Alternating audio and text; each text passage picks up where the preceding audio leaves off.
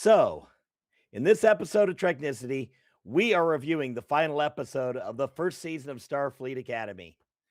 The episode is Rubicon. That is not a typo. And since we're doing this live today, I have two things today. Two things to say. I can't talk, obviously. First, I must break them. And second, This what is is Treknicity? Treknicity.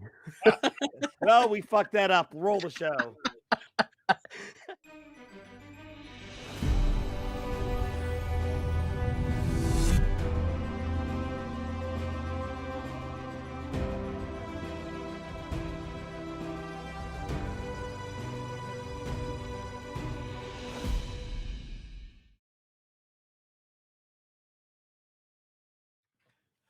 Welcome to a special live episode of Treknicity, a Star Trek podcast where we explore the Star Trek multiverse one mission at a time and question if any of us can speak the words right the first time.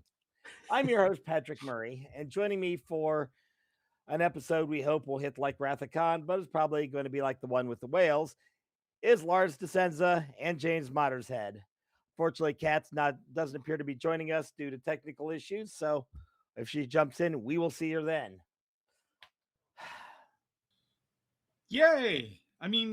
Yay. No, actually, it's great to be live. I mean, we do lives all the time with our gaming stream, but we haven't actually live streamed a review episode for Treknicity for a very long time. So it's pretty exciting to be back. We're getting everybody into the time frame here because it's what time? Because for Lars, it's for you. It's 11.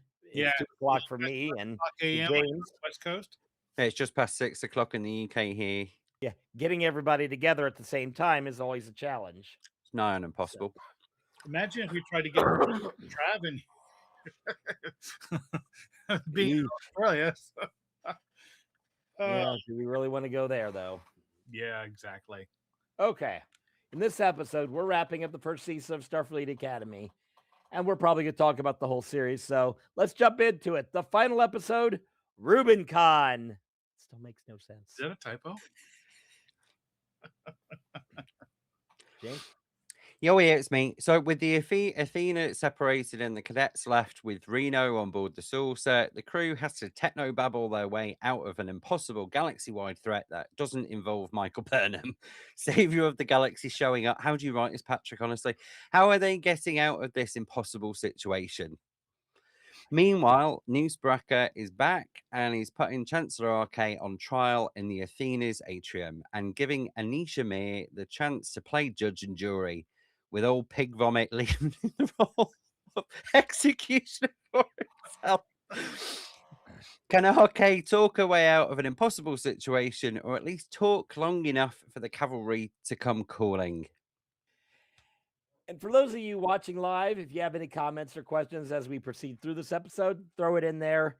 James will probably be paying attention. I'm terrible at the comments, but maybe James is good at it. I'm certainly trying, but I mean, I always I struggle just on TikTok myself. So, hello to everybody who's watching from the Big Gay Nerds channel on TikTok. Hi, everybody, and hello to everybody who's watching us on YouTube. So, I will desperately try and keep tabs of comments or anybody. But if you've got any comments, questions about what we're doing, please feel free to drop them in. And if we don't get to them right away, we will try it. We will make sure we get to them at some points. I've written whole notes to say, check the comments, you dumbass. Yeah. Oh, there it is. Check the comments, you dumbass. Right there. It's all right. He's printed it in legal size, not A4. Anyways. Don't forget I use Comic Sans. Oh yeah, exactly. It could have been a giant Post-it note, but anyway, so now, just a warning for everybody. This review is absolutely full of spoilers. The episode has been out for a few hours now, so if you have not watched it, go watch it and then come back and join us, or watch the replay of this video. And there. Now, watch it sooner. Yeah, exactly. Join us as we warp into spoilers.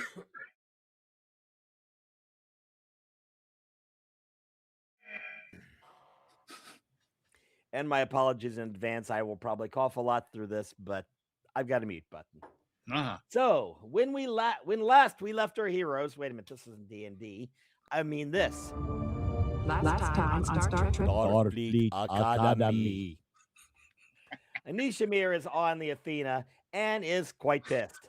But there's no time for that because the Athena is stranded in Nebula outside the Federation, which is firmly wrapped in Newsbraka's Wall of Death, according to Reno, who is the master of one-liners in this episode. We need more Reno.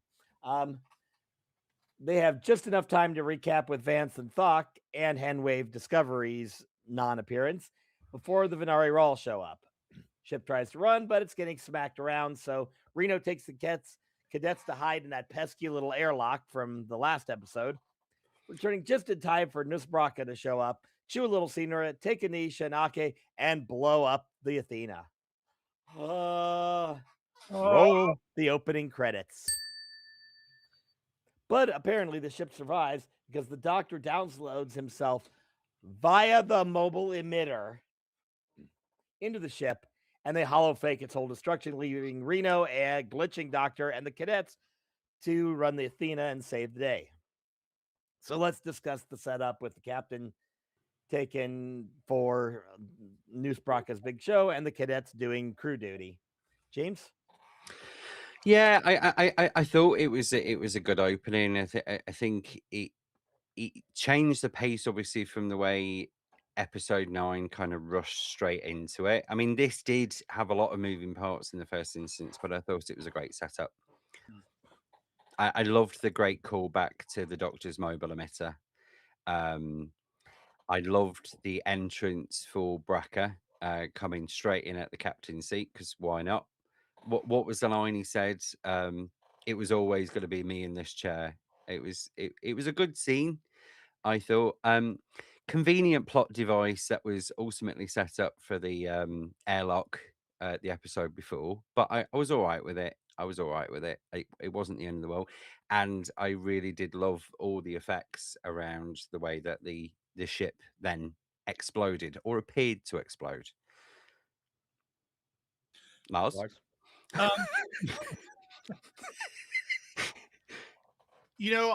I'm going to try to bite my tongue on this one.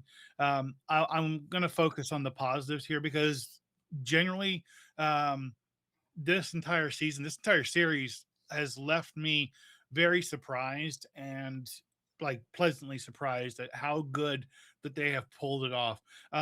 It's only, it's only normal that not everything's going to be perfect and up to standards, but don't let that distract you. This as an overall series is very good. The opening to it, I think I've been a little bit spoiled by having watched TV for so many years that you just come to expect certain things, especially when they finish the cold open and like, oh my goodness, the ship blew up. No, it didn't. We know something happened that had to happen.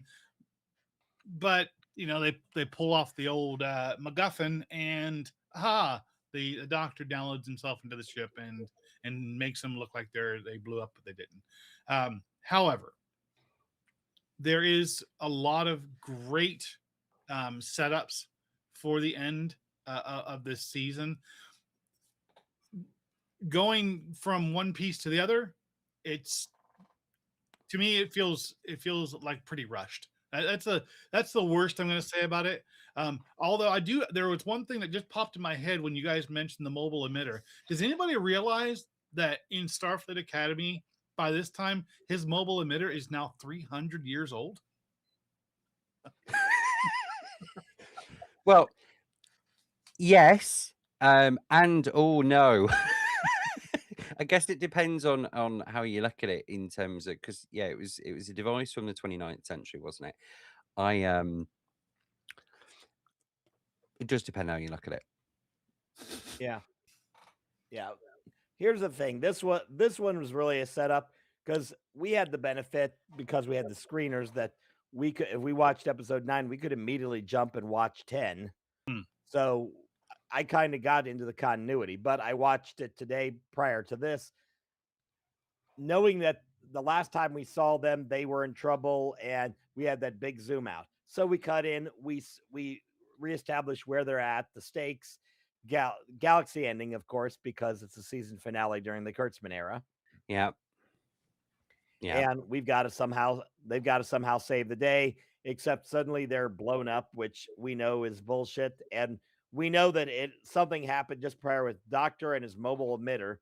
So we knew something was happening.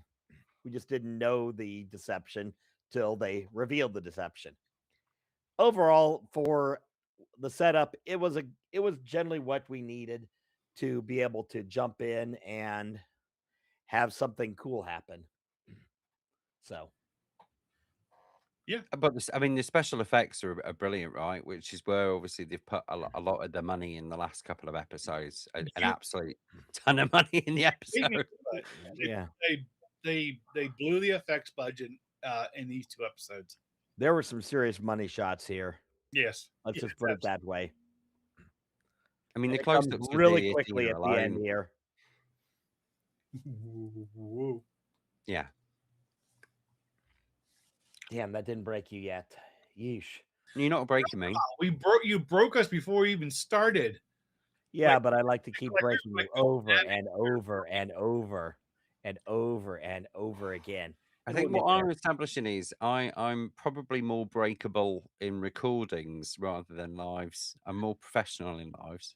Oh We yeah, knew you- but you actually have to put your game face on to the point where you can't fix it in post. Mm-hmm. My game face is always on. Well, I'm really good at that. Okay, We digress. I mean this in the nicest possible way, Patrick. You need a new game face. I'm sorry. I apologize. I broke myself. Mm-hmm. Oh, there he goes. Uh-oh. Look at him. I'm not going to go there. No, he's not. Okay, so we have nothing else to there. Do we have anything over on TikTok? I don't see anything in the YouTube crowd. No, so I mean, there's a couple of comments all just saying hi, and lots of likes coming through. There was a comment that was raised on the promo video before around the techno babble at the start, in terms of the conversation that they had with Vance, Thock, and RK. There was a bit of an inconsistency that was raised up around subspace and the use of the mycelium network, which was conveniently excusing Discovery out of the scene as to why it wasn't coming in to save the day. And I guess the question to us is the mycelium network the same as subspace or similar? That's a good question. Yeah, Yeah. I think they just didn't want. Just didn't think they wanted to bring in Discovery without a cameo, and they didn't have the money to drop on Sonequa. So Yeah, that's probably true. hand wave away Discovery. I think even Maybe I we'll get had Kelly for to. an episode. I think even I had to Google that particular question that was raised and the point that was raised around it. So it's described as a discrete domain. It's a form of subspace, but it's not actual subspace that we consistently talk about in Trek canon. That makes sense. So it was used as a convenient plot device to kind of sidebar Discovery in this instance. Yeah. But I don't know if anybody noticed, and I'll talk about it at the end because there's particular plot points I think you've already keyed out, Patrick, towards the end. So I'll save that bit. Yep. So let's jump into what happens on the Athena. So the cadets get a lesson in how to survive a season finale from Reno, as they have to find a solution to all the problems to be able to save the day. They have to find a way to get control of the wall. Obviously, that's Caleb's job, and he sorts it in 5 seconds. They got a pilot to where Brock is. Darham's running helm, so he's good at that. With the Doctor all scrambled up because when he pops out from doing the ship thing, he's talking in gibberish. Genesis, he, Sam, and Jaden go down to sick bay.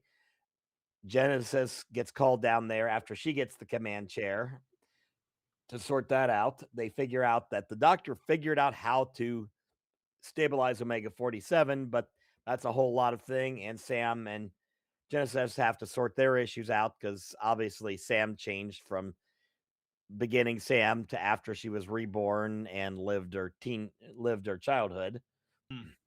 and they get that all sorted. Reno's got to go get the ship working and get Caleb's head out of his ass in the process. And Caleb figures out that Tarima's the last thing because she can use her power to find Anisha and therefore Nusbraka, so they can jump in. So Sam can unleash her skills to shut down Omega, and yeah, a lot of moving parts, but it's what it is. So for this segment, let's discuss the cadets and what they bring to this. And we're going to talk about Caleb, Darum, Genesis, Chaden, Sam, and Tarima. And Lars, let's start with you. Okay, so I'll go ahead and I'll share my thoughts on the cadets basically in the order that you gave them, so that just kind of keeps the consistency. Now, Caleb is obviously, I think, is meant to be the protagonist of at least season 1 of Starfleet Academy, even though it is kind of a dichotomy between Ake and Caleb, but there's this underlying story of him wanting to find his mother after all these years. So I think they treat him as the main protagonist of the series. In this context, I think he does the job well. I think the actor does a fantastic job of playing this character. He's brash, he is arrogant, but at the same time, he's hurting. One thing I will give him credit for, and this is really easy to do with any kind of series or anything, any kind of creative work, when you have a main protagonist character, is that you don't want a perfect example of a character. You don't want them to be best at everything with zero flaws, because it's just boring. But at the same, Not Ray, got it. yeah, you can also tilt it a little bit too far and give them too many flaws, but still make them super powered. And that's what we usually refer to in the creative circles as a Mary Sue. And we saw that. I mean, we often refer to Michael Burnham as Michael Burnham, Savior of the Galaxy, because she is, in fact, written as a Mary Sue character. Caleb is not one of those things. He obviously has issues, but I still feel that he's pretty level-headed. Overall, I'm pretty happy with that. Now, Darum is a little bit of an odd duck to me. Okay, I don't think they know what they want to do with him.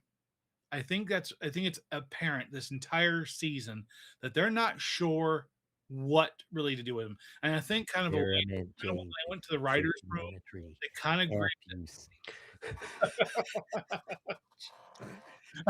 I had to. I think when they went into the writers' room later in the season, I think that's kind of why they a little bit of tension between him and Jaden, because it sets it up for a possible throuple situation, or at least a love triangle of some way, and that kind of pulls him in and gives him a little bit more context. We'll see. No real notes on the character. I just want to see where they go with it. Genesis, I swear every time I hear that name said, whether I'm saying it out of my own mouth or hear somebody else saying it, I always think of the Arcturan from Star Trek 3. Genesis? Genesis is forbidden. Well, See, the line is Genesis is planet forbidden, but still. I mean, there was one scene, I think, with Genesis there, which slightly annoyed me. So when Reno got her to take the con and she left the bridge to go and obviously sort the ship out because it was in complete disarray. That moment when she went to sit down in the command chair, and then that completely throwaway, pointless, I need to go pee. It just took something away from the scene for me. It just felt a little bit out of place for the character. Because I mean, it's one of the very few times in Star Trek in 60 years that anybody has ever referenced going to the bathroom. Yeah. and like I want to dare say that almost all of them have taken place in the last like probably 10 years. With the exception of First Contact. True. Okay, that's right. Yes. I did say almost all of them. Almost all of them. You're right though. I mean, it's not commonplace. Apparently, nobody urinates in the future. Yeah. But fun fact: the series, The Orville, made an explicit reference to somebody running for the bathroom because of the infrequency of seeing that in Star Trek. Anyways, Yeah. As far as Genesis goes, I think that she's got a lot of great potential. I want to see where she goes because you're seeing a lot of drive and determination. But again, you don't have to have a romantic dichotomy in order to make a character interesting or relevant. I want to see where they go with her. I did enjoy the fact that when we had the episode where she and Caleb stayed on the at the base and they had to basically hide from Reno the entire time, and she was trying to hide the fact that she had lied on her some details. Yeah. So we'll see where it goes with that. Jaden. He was there. Yeah, he was there, but the character is a hot topic. Everybody's going off the fact that we have our first gay Klingon. I don't understand what the big deal is. Is it just because Klingons are big and manly and tough? Even the women are manly. It's like that's like watching, if you watch Lord of the Rings or The Hobbit and you see the dwarf women, I mean, they're Yep. So this probably brings us quite nicely to a question that has been posed in the TikTok chat, which is, how can a Star Trek fan truly like Starfleet Academy? And I think it's whether that's a negative kind of troll like comment or not, I think it's worth addressing whilst we're here talking live. We are Star Trek fans, guys. We are absolute nerdy geeks who are very passionate about a topic. Right now, whether it's bad or good, as a fan, i.e. fanatic about Star Trek, I will watch anything that has got the name Star Trek on it, and I will critique it constructively, for bad or for good. I will do that through and through. I think it's quite sad that some of the fans out there who call themselves Star Trek fans are just not watching it for either whatever reason, whether it's diversity or wokeness or something else. So I just wanted to throw that out there. Yeah. I have something to add to that one. Please, yeah. With Starfleet Academy is definitely not for everybody, and this was made clear that some people can't get the fact that there is definitely more of a teen CW drama feel to this than other Starfleet shows.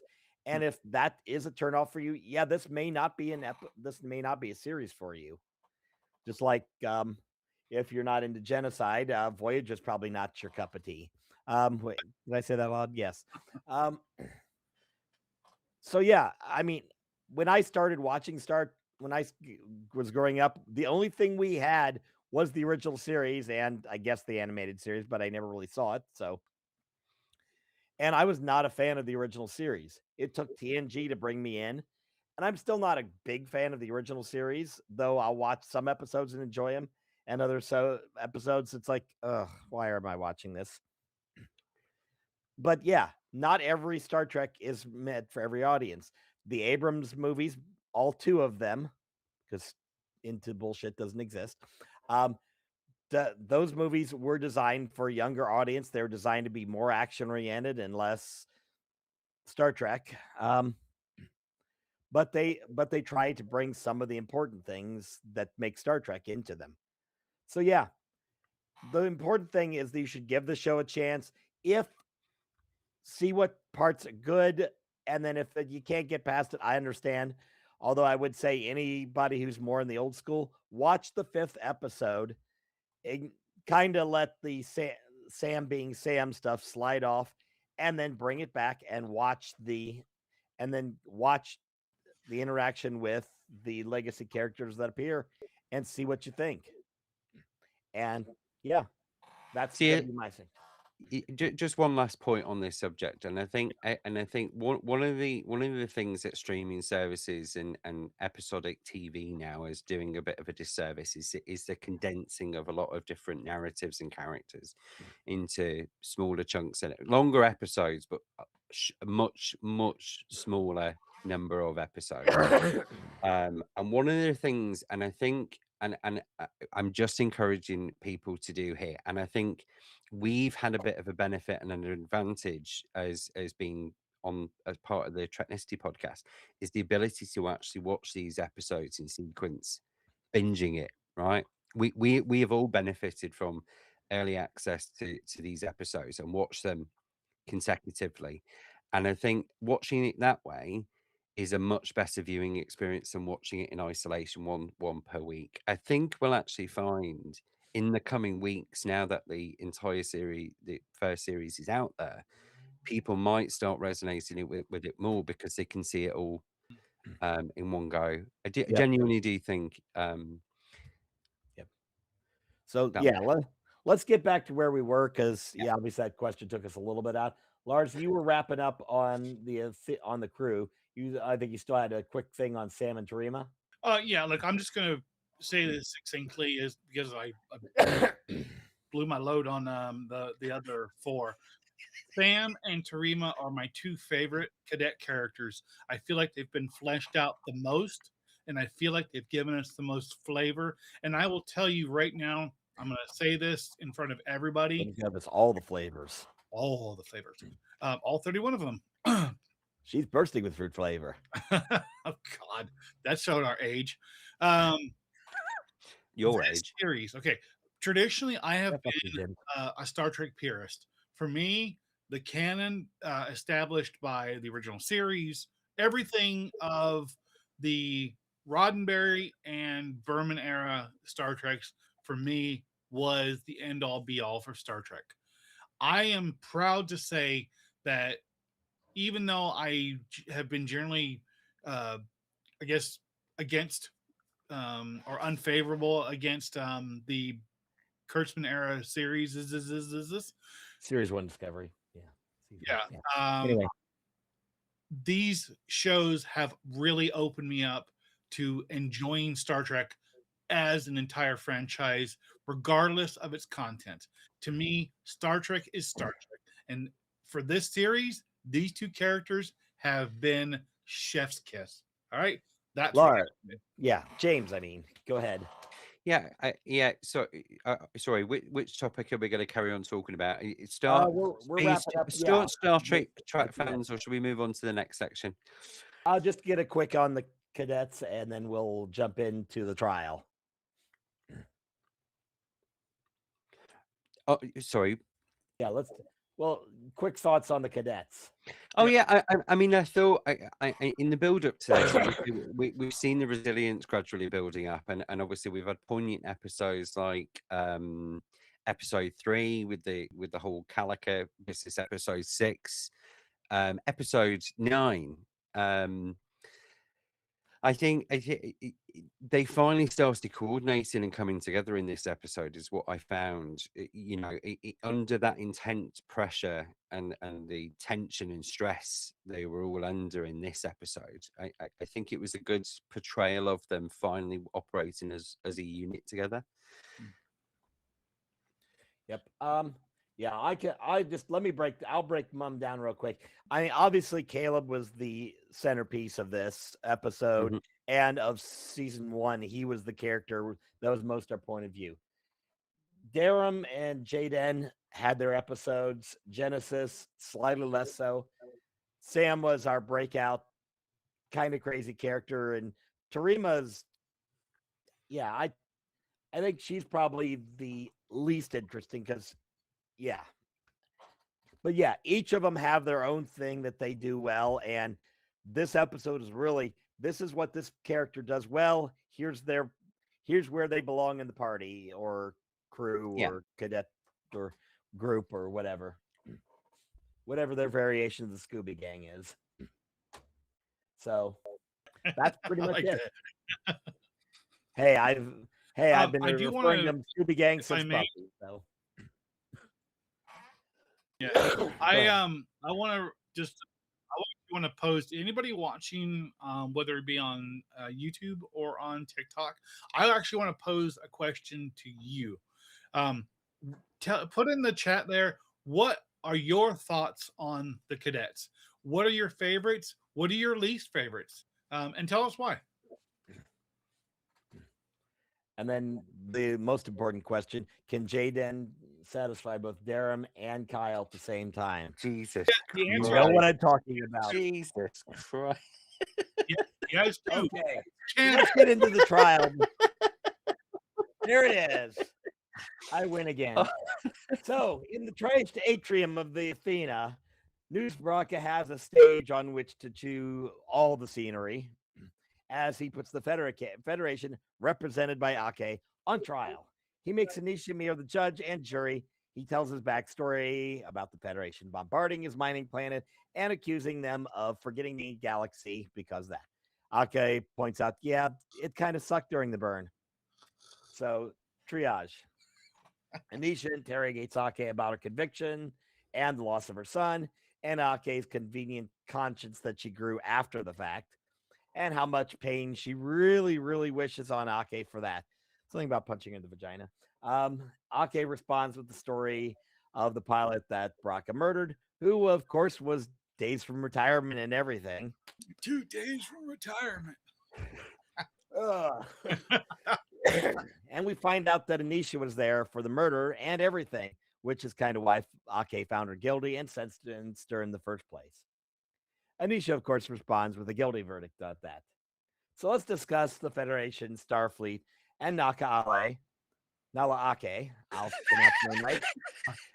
I read it, flipped them. How they fell short of their ideals during the burn, and how that produced angry trolls like Pig Vomit and accessories to murder like Anisha Mir.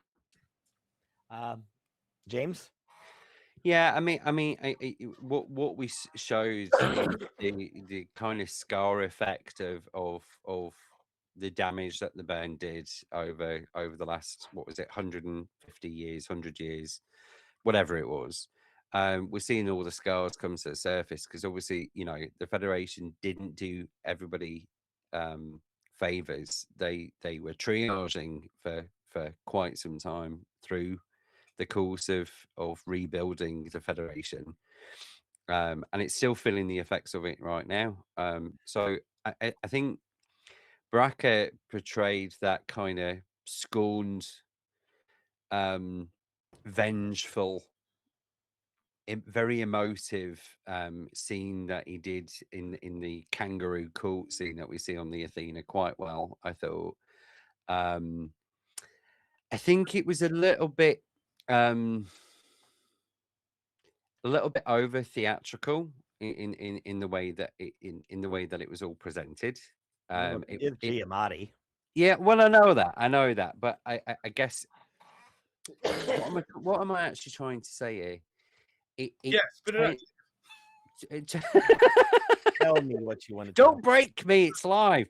Wait. It turned into a bit of a circus, and a bit of a circus ring, and whether or not that was the intention of what they actually were going for with that, I don't know. I mean, it was the courtroom scene aspect of it. I thought was kind of the poignant moment of this episode. It was quite well done, and obviously RK was very eloquent in her defense of that, and then obviously Torbrecker a new one when and they broke him via science, which I thought was the beauty of it in terms of is it strontium when they were talking about. Yeah, strontium. When they were talking about obviously the use of strontium and what color that burns, etc., and then they established the whole fact that they actually just blew themselves up, and it was nothing to do with the Federation. And Bracco's just basically wasted his life on a path of vengeance for no apparent freaking reason. I thought that was quite a good kind of bit. There was a bit of a shock factor in there. I was like, oh my god, he's wasted his entire life.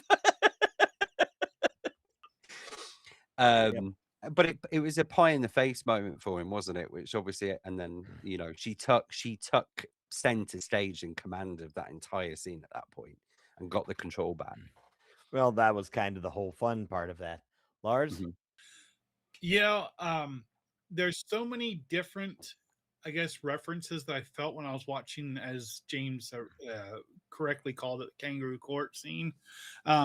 It made me think of the impassioned plea that Luke Wilson's character Joe makes in the movie Idiocracy, when he's trying to explain to the audience that it's okay to be intellectual, and you don't have to be these lunk-headed, hell-bent on vengeance, let's get all we can, let's choose violence every day. And they just look at it and go,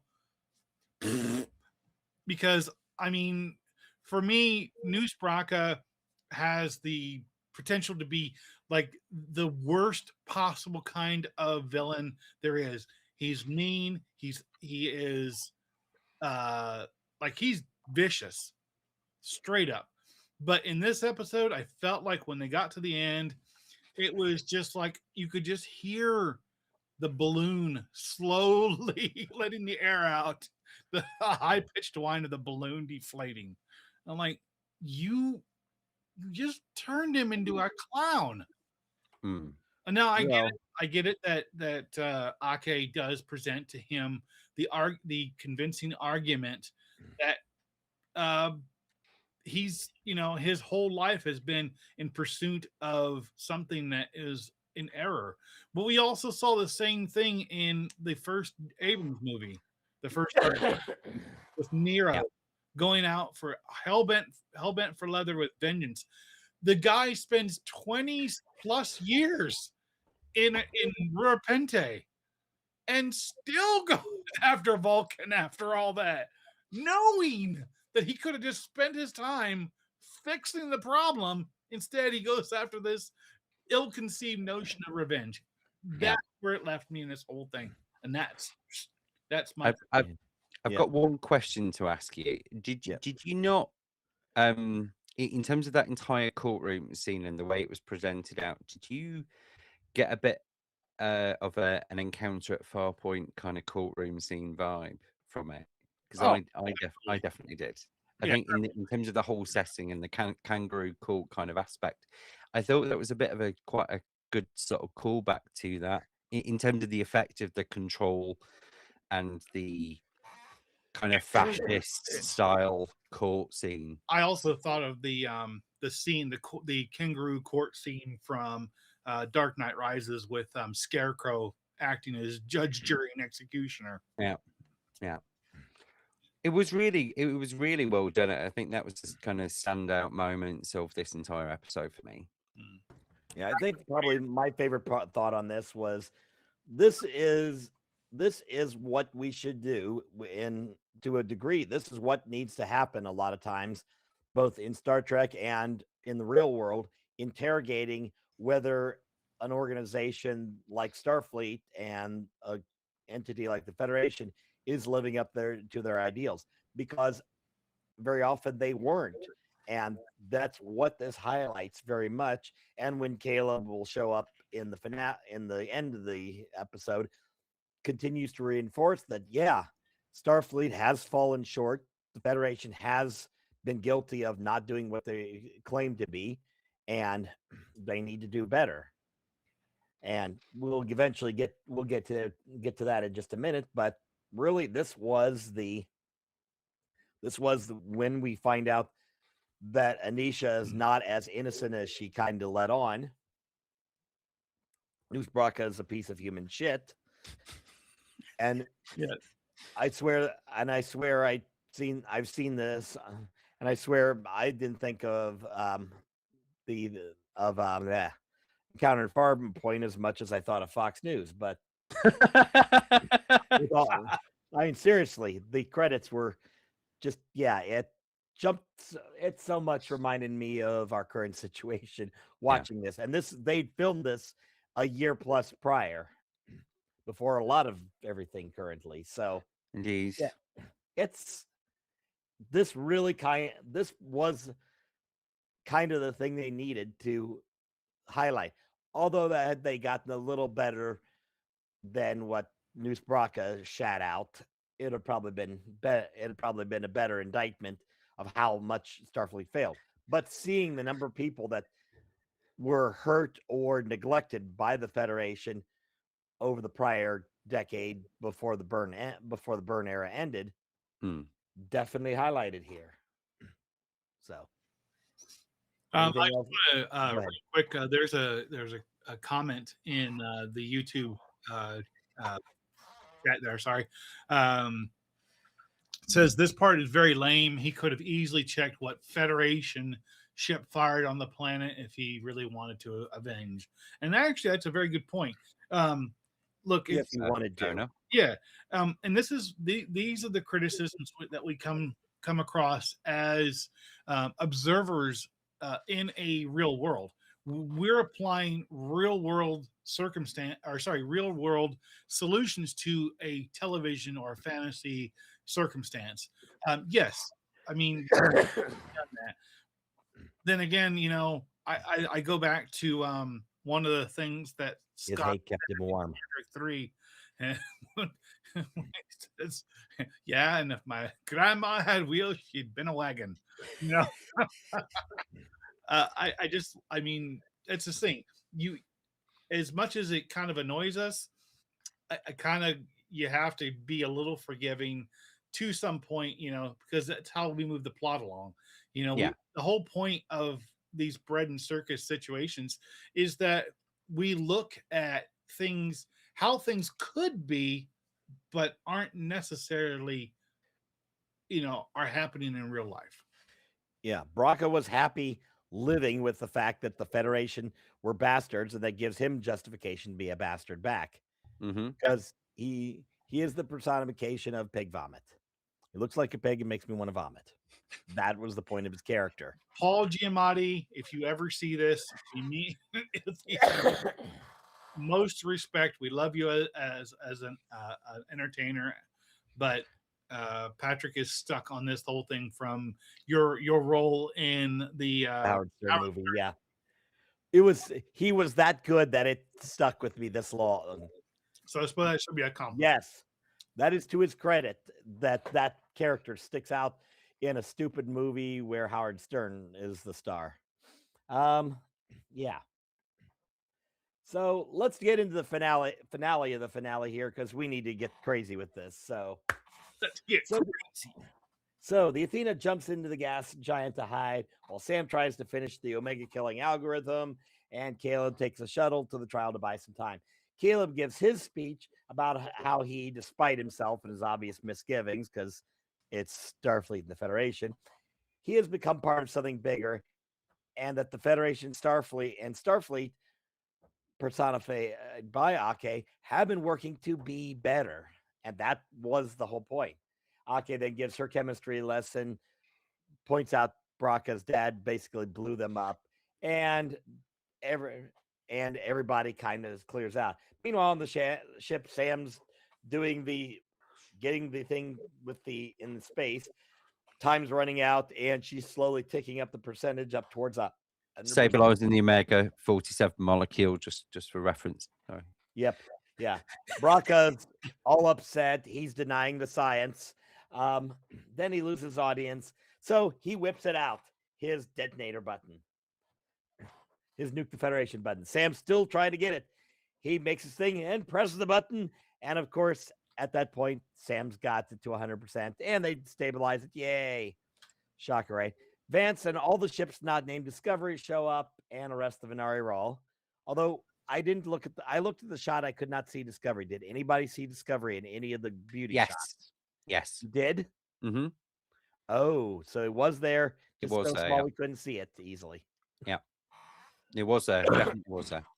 I'll tell you where it was. Okay. Yeah. Where was it on the screen? Right just before the scene where Reno and Thok walk up back to the Oh, okay. So That- it's in the beauty shot at the end. Yeah, so as it Not in the pans warp over, net. it's the last ship you see before it then cuts back into the ship. Okay, hang on. I'm going to write that at last before Reno and Thok. I So want don't mind us, Patrick. We're only live. I am writing that down. Okay. So they do eventually appear at. Yeah. Okay. So So we get our happy ending. Cadets all together. Athena put back together where it belongs. Mhm. And Caleb's story gets from season one is finally resolved. So let's talk about the ending and about the episode itself, with and without the prior ep attached to it. So let's see, who are we doing first on this one? Let's actually jump to Lars first on this. Oh, I see how it is. Yeah. Yeah, I'm messing with you. Yeah, you screw up the order just to mess with me. Cool. All right. Well, no, I had Cat in the order originally, so I'm kind of flipping around. So a couple things. I want to say, with this whole thing with the Omega 47, doesn't it not give you vibes of like Marvin the Martian and his Illudium Q-36 explosive space modulator? That would have been cool. Federation with my Omega 47 explosive space modulators. I can see that. Like, damn it, Noose. Damn it. I mean, like, seriously, man, come on.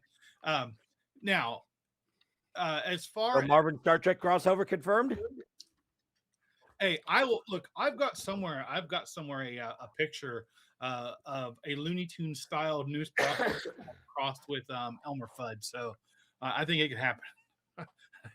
And the worst part about it is it doesn't look all that different. So, here's the thing. This, the way they get to the end, it's effectively, we're just lining things up to get us to the end of the season, the end of the episode, the end of the season. It fell for me. It fell pretty flat. I'm sorry. I know that doesn't sound like a very favorable outlook on this entire episode or a series, but I really felt like they had an opportunity to build us to a high tension situation where you didn't know what was going to happen. In episode 6, when we lost Bobby, that was like, wow. I'm like, la la la, what? Oh, you got my attention. They could have done the same thing here. Killed somebody. Yeah, and because when you don't know, and I think that's one of the things that Game of Thrones did really well, is you didn't know unless you really were deep in the weeds on the lore. You didn't know what was going to happen. Mm-hmm. You didn't know whether a character was going to die or not. Well, by season 8, you didn't care. Yeah, well, that's true. In fact, actually, by season 8, you hope they had all just died. But I digress. This episode, just for me, fell flat. I wish that they had done some things different. I wish they had squeezed a little more emotion out of it. I think it would have made it a little bit better. But even Ake's impassioned plea there just, again, didn't go anywhere for me, unfortunately. Okay, James. Yeah, I far be it for me to disagree with you on that particular point, because I thought Arcade's moments in there were probably the more poignant sides of this episode. But I agree in terms of the pacing of the last couple of episodes. There was, I mean, apart from the fact that we've got classic Kurtzman galactic stakes going on, and it just conveniently wraps itself up at the end of the season. I think this probably could have been better served as a cliffhanger for the next season. Now, I know that would have been gut wrenching for everybody concerned here, because we then have to wait a year to find that out. But I think there could have been more of a run up to this aspect of it, because it's just been squeezed into 2 episodes, all of this stuff from beginning to end, and it felt too convenient to just resolve itself so quickly in the way that it did. I mean, don't get me wrong. I mean, the whole. I think the pacing of episode 10 improved from the way it did in episode 9, and the special effects is just friggin' amazing. Can't fault that aspect of it. And I always love my favorite moments in all the episodes that we've actually seen to date are the scenes between RK and Bracker, because I mean, you know, we all say he scene chewing, but the dynamic and the, you know, the whole controlling dynamic between the two of them and the power plays that they do between each other is really, really good to see. Yeah, the great thing about Paul Giamatti is, yeah, you bring him in because he can choose scenery and be big, and that gives Holly Hunter's Nalaake something to play off of, so they can smack each other back and forth, and that is one of the great dynamics of this episode and for the season, is watching those two go at each other, because it's almost sexual tension, except they really hate each other, wooden bone, and if they could beat each other to death with a sledgehammer, they might actually do it. Does anybody get the feeling that it felt like Ake just slapped Noose Braca in the face with a wet fish? Well, she pretty much did that towards the end of the episode, if you remember. I'd say kicked him right square in the dick, but that's just me. Well, it wasn't even that. I mean, to me, that would be like a master stroke. That would be a full-on coup d'etat. But yeah, no, it was just like, I almost sorry. I know this sounds kind of stupid, but I felt like they were doing this for the last part of the episode. Yeah. But I mean, she totally humiliated him towards the end, right? And it that was might a be total why humiliation. Yeah, and that might be why you feel it fell flat, Lars. Because I can see where that is. I mean, it was a satisfactory ending. Everything resolved. We had some action, and everything felt like they achieved what they want, the story they wanted to tell. It felt like a good, complete story.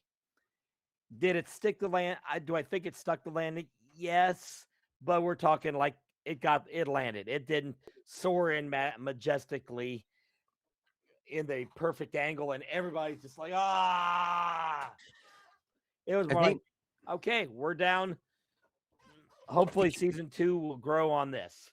Yeah, and hearing some of the rumors that we have about season 2, I think in terms of all the snippets from the producers and the cast, I think they're leading up to a cliffhanger happening at the end of season 2. So it'd be interesting to see what they've learned in the next season, as opposed to what they've done here in terms of the pay. I mean, overall, you know, we've had a few critiques about it, and again, the classic absolute galactic stakes, which don't need to happen on every single season. It doesn't need to happen on every single season. We don't need galactic stakes to enjoy Star Trek, right? And that's one of the things that Kurtzman era Star Trek has constantly thrown out. With one exception, Lower Decks didn't. Until the series finale, they gave him 5 seasons and then finally gave him 1. True. And even then, they wondered if the Enterprise could handle it. Yeah, no, true. But I think, I mean, and this is a question for the audience as well. How many mines do you think it would take to mine the entire Federation? I mean, if you actually do the math, so it's 80,000 square light years, right? That would literally take trillion. I mean, either he's got an absolute planet of a replicator, crapping out mines. It was just a little bit too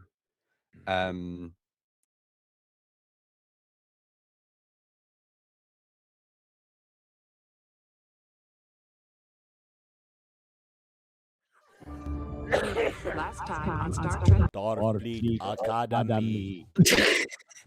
I'm so sorry, Able, everyone. I'm very, very sorry. it happens. So we were talking about the finale. So we were finishing up the finale. So let's just jump in if you feel up to it right now. We're talking about the episode as a whole, and also with the last episode, since it was more or less a two-parter. What are your thoughts on the whole episode? What are your thoughts on the episode? I mean, you know what? As the kids say, absolute cinema. Okay. Now I quit. I'm broken. Yeah, thanks for that really marvelous contribution there, Kat. Excuse me, It's great. Okay, look, I You've got a hammer in your hand. What the hell is going on? apologize. Okay, I have come off of a really bad low blood sugar, so I'm Alright. I'm a bit You out get of it. hammered so you can get hammered. Wait, what? Don't ask me. No, I mean, well, actually, explain when you say, as the kids say, cinema. I mean, Because we're old. I think the consensus so far, at least amongst the three of us, has been that it was like, visually speaking, it was beautiful. Story wise, I felt like it was so super truncated, like unnecessarily truncated. You're already dealing with a short season, with it only being 10 episodes. There should have been more of a build up to get us to something a little bit more salacious. Yeah, no, I agree. Salacious be crumb. No, I was thinking more of with- Darum, Jaden, and Kyle threesome. Cat, But anyway, So there's a comment, by the way, that we've missed on YouTube, which is this childish anger is same thing as Kelpian burn, just feels repeat of discovery. I think that was a reference to Braca in the scorned yeah. attitude in the court scene. I mean, I guess I didn't instantly get that vibe from this. I mean, maybe towards the end when he started acting out, basically. But this is a much different context, I think, to the child that blew up the universe because he was sad. This is a guy who is genuinely quite angry and wants to blow up the universe because he hates the Federation and he really doesn't like RK, and he really wants to make that point quite clear to the entire Alpha Quadrant. you made my bunghole angry. Mm. I need TP for my bunghole. Yeah, he was genuinely quite hurt, wasn't he? I am the great Cornholio, and I need pee for my bunghole. I'm not going to go there. Yeah, so let's move on to the miscellaneous shit that you've lovingly called it, Patrick. Yep, miscellaneous. So cool things. Number one, quick thoughts on the Discovery cop out. I think if they'd have properly explained that without the inconsistency that we talked about at the start of the episode around mycelium network potentially interfering with subspace, I think the reference was made because it was too big a risk of they've got an entire minefield around the entire Federation. They weren't about to fuck about with that, right?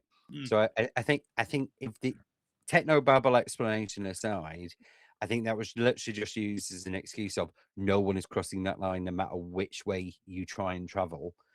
But I think it could have just been explained a little bit better to not make the technobabble nerds absolutely scream.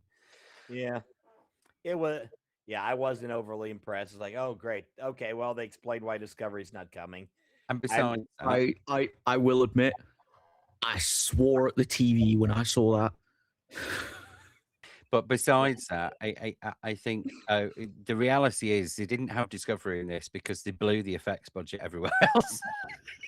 Yeah, Which is And why they couldn't- put it in and- the and- very end. And couldn't afford any more actors on this because obviously, they've gotten rid of 90% of the cast for these last two episodes because they've blown all the money everywhere else. Which unfortunately, yeah. Like I think I pointed out the same thing out last week. It was basically Deadpool getting to the X mansion. Yeah. Such a big mansion. Strange we could only see 4 of you. Must not have the budget for it. I mean, to be fair, it's probably quite expensive to have Mr. Pig Vomit there. Yeah, Well, it probably explains why they've revised that particular decision for season 2. Because obviously, and for those who don't want to hear this, close your ears now. But it's already been reported that, and he's already said it himself, Paul Giamatti, that he's not going to be in season 2.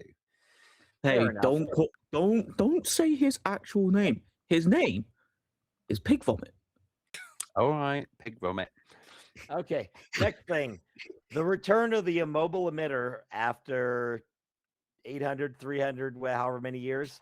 Oh. And Kat, jump in on this one, especially since we didn't get your comments on it. We bounced a little bit when this showed up.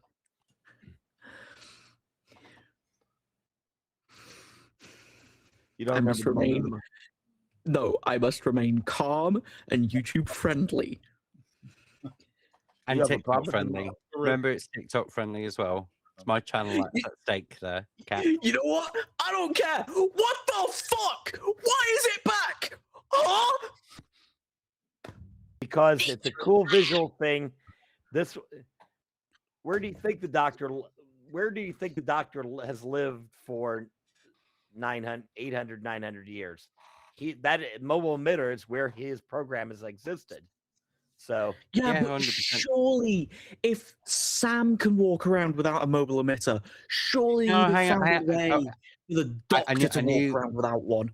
I All right. knew someone was going to try and make that reference, right? I don't think that mobile emitter is truly being used to support him being around the ship. Well, it could be, but if that was me, given the fact that that was the one piece of technology that gave him the that liberated from sick bay and gave him the freedom that he then enjoyed all the way through Voyager and the last 900 years, I think that would become quite a precious item, a form of nostalgia and memory, and I think that's a positive thing for the Doctor. I think that was perfectly used, and I loved how worn it looked and how aged it looked. That for me, when I saw that, I was just like, oh, God love him. yeah. I feel like it was a bit of a MacGuffin, but it was Yeah. a well used one. Yeah, It was absolutely. a nostalgia baiting guffin.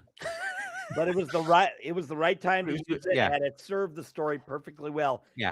I'm going to do something that's radical. Here's the mobile emitter that gave me freedom in the first place. Do it. Exactly. Which gets him all which of course then he spits out babbly, which brings me to the next thing. The episode title, Rubin Khan. I had to double check them. We triple checked that to make sure that wasn't a spelling error. But what happened is the word came from the Doctor when he's talking about crossing the Rubicon, which is obviously a reference to Rubicon, but Rubins are whatever it is, whatever particle it was inside the Omega molecule that they had to stabilize or something. And that's where we got that. Any thoughts? No, I thought it was well used, because obviously with all of his babble, and they had to work out and interpret exactly what I thought that was a great reference back then in talking about the Rubins and the glow-ons of the Omega, etc. I thought that was a really good scene in the way that was portrayed. Yep. Well, and this actually goes back to a little bit of psychology. It's statistically shown that when a title of something is intentionally misspelled, it is often much more memorable. And they give a good example of the band The Beatles. The word is a like a portmanteau, or it's a cross between you're putting It's the the word Beatles. We know this. as a word, so instead of the actual insect, it's kind of so, but it makes it more memorable. And I think that's what happens with stuff like the title like Rubicon. Pull something out of this episode that you're like, it will always make you think about it. I think they work well. Yep. So Yep. next thing I wanted to mention, while we've already lamented the lack of everybody else in the series, everybody not showing up. I mean, true, we got 2 minutes of Thok on the screen, At thankfully. least we got her back because we've been Thok blocked. Yeah. Yeah. But on the plus side, thankfully, Reno finally got another episode where she just got to drop one-liners incessantly, and she is the absolute best of that. No, I agree. For the lack of Tilly and lack of Thok, I'll accept that if we get more Reno at all times. So Fucking one-liners. there's a Even question if on we get this. Thok blocked, yeah. Who can remember? So Reno had the opportunity to say her thing. What was her thing in this episode when she was sat in that chair? What were the words that she said? I'm trying to actually remember it myself, but I'm hoping somebody else remembers. I don't remember it. Hang I'll on. be so honest. I don't remember it. I don't remember. Let Yeah. me. We know it was funny or good because it's obviously. I know at some point she mentioned something about the episode about Nope. There it is. Now show me pretty little streaks of light was her thing. That's So What the- we've had engage, we've had make it so, we've had hit it, we've had Warp Me. all kinds of memorable moments, and then The- Reno the- comes the out. core. Now show me pretty little streams of light. I can see that.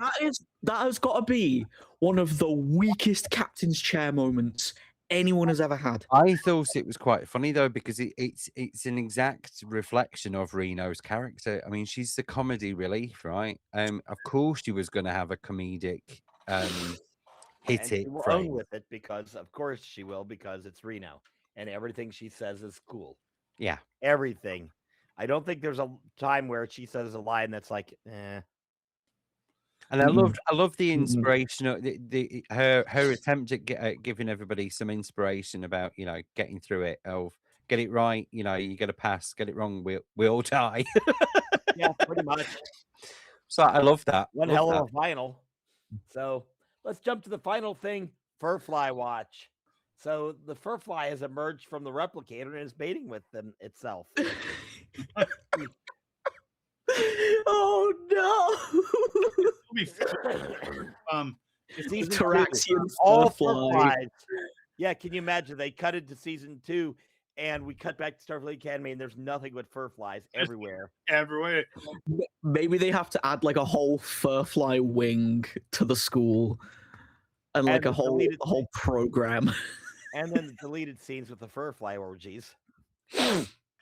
Well, no, because this is new, like Kurtzman era Star Trek. They're not going to show us Taraxian Furfly sex. I Why not?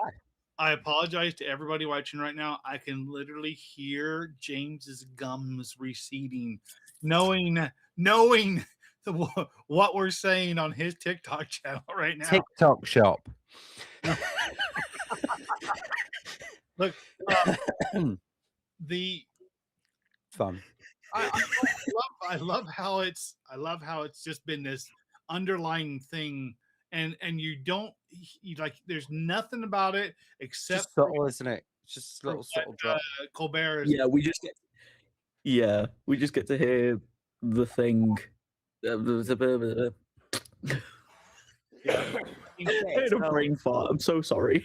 Yeah, well, we've been going an hour, so let's jump into final thoughts and takeaways for season 1 of Starfleet Academy. Starting with Kat, what are your thoughts on the entire season? Best episode, worst episode?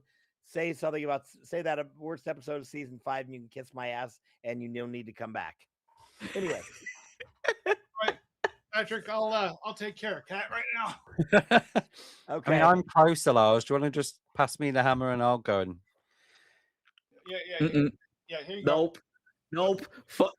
Nope. Piss off, Lars.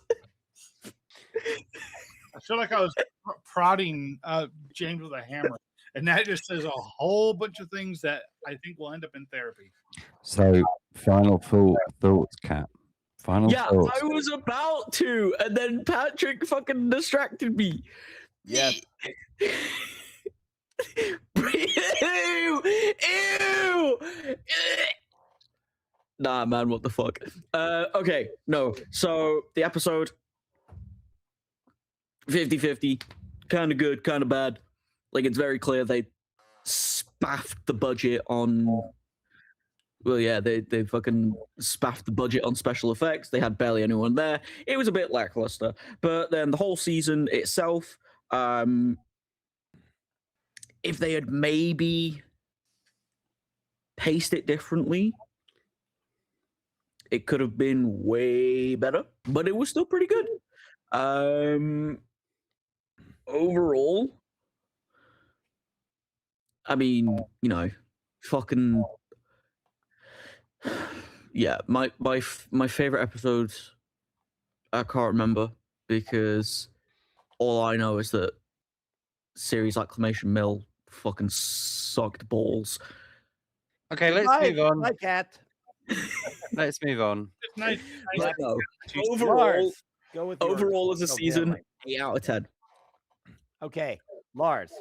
Okay, so given the number of times I have bagged on Kurtzman era shows, I want to say right out of the gate, I'm going to give this season a solid 8 out of 10, mostly because the content has been fantastic.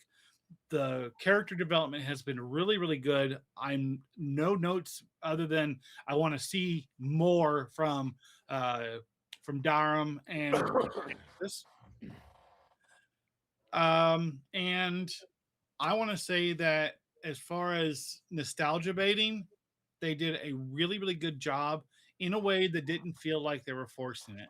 And I want to actually see what they do with season 2. I do hope that they get us pulled along a little bit more at a time and bring us to a logical conclusion when we do get to the next end. So, but yeah, otherwise, I want to say I was pleasantly surprised. James? Yeah, same. So I came into watching this going, as a lot of people have in the run up to this series, gone, oh, 90210 in space. Come on, really? No, seriously. I mean, and I was the person going into that. Now, as somebody who's an elder millennial, it is quite clearly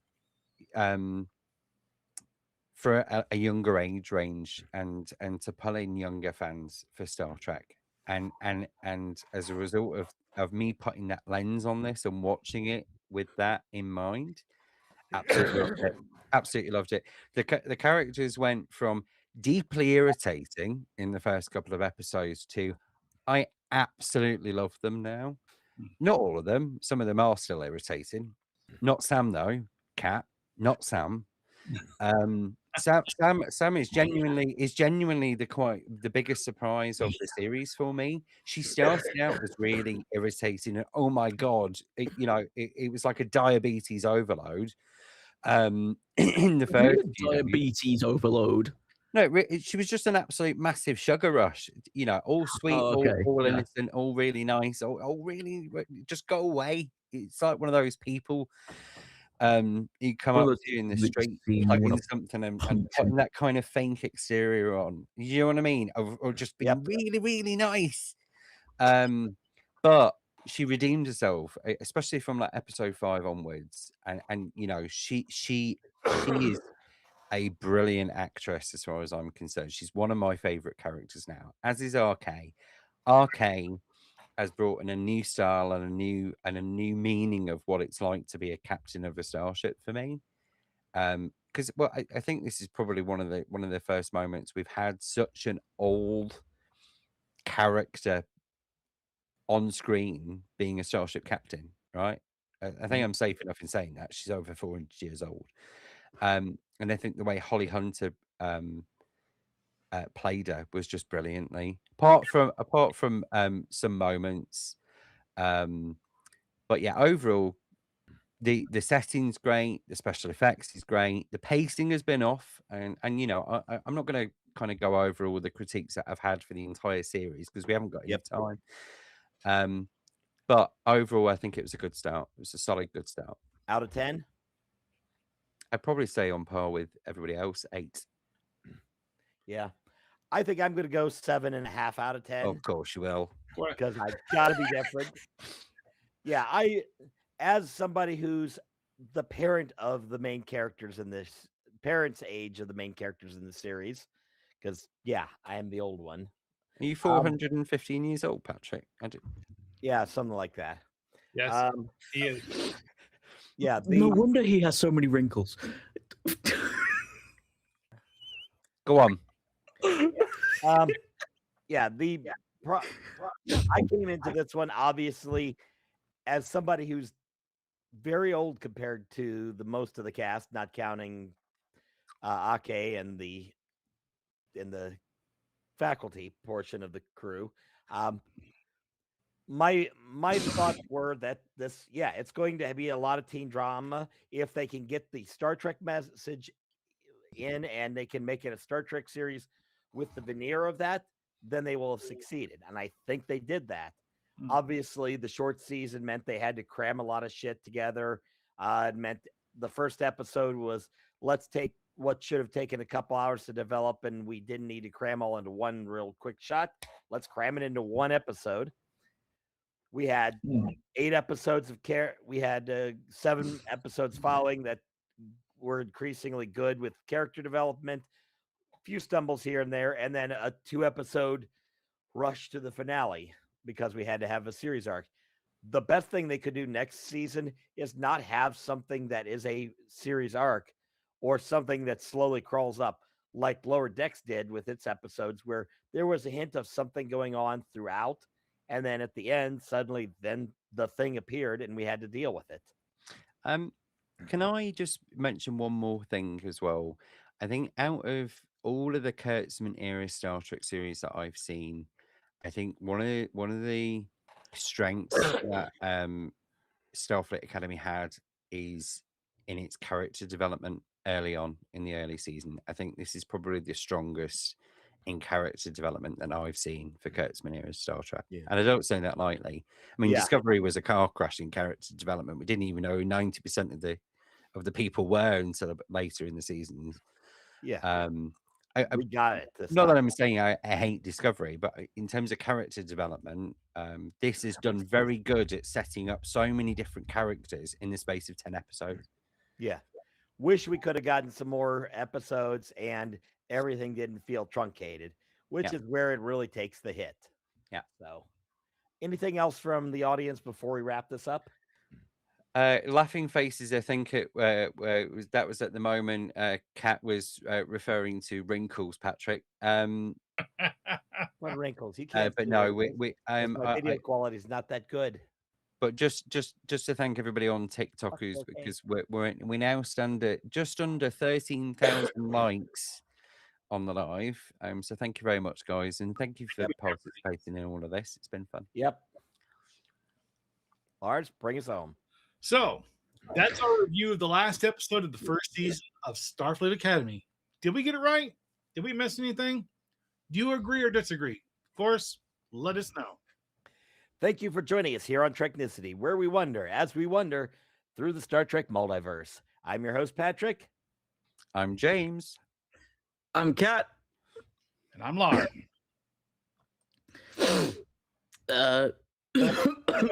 Goodness me. Yes, I know. Be sure to like and subscribe to our YouTube channel at Treknicity.com, as well as visiting all of our socials listed here. Or find us on your favorite podcast service, such as Spotify, Apple Podcasts, iHeartRadio, Deep Space Radio, and Amazon Music. If you have any ideas for future episode subjects, please feel free to drop a comment in this video or DM us on any of our social media accounts. Who knows? Sorry. Wrong one. Wrong button. Hey, listen, we've done so well. We've done well so far. And as always, rock out with your Spock out. We'll see you in a few weeks. We're going to take a short break while we get ready for the second half of the 10th season of Treknicity. We'll see you then, folks. Bye.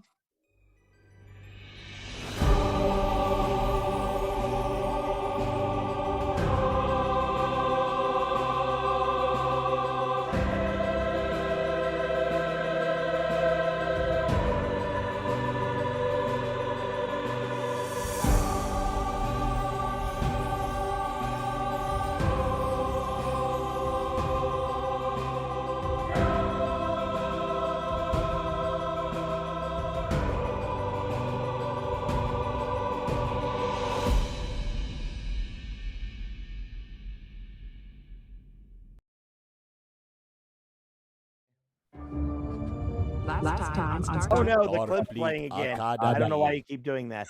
That's Okay, we're done. Close it out. Go, go, go. Before I say something. Bye. Before I Bye-bye put now. it in. Bye-bye.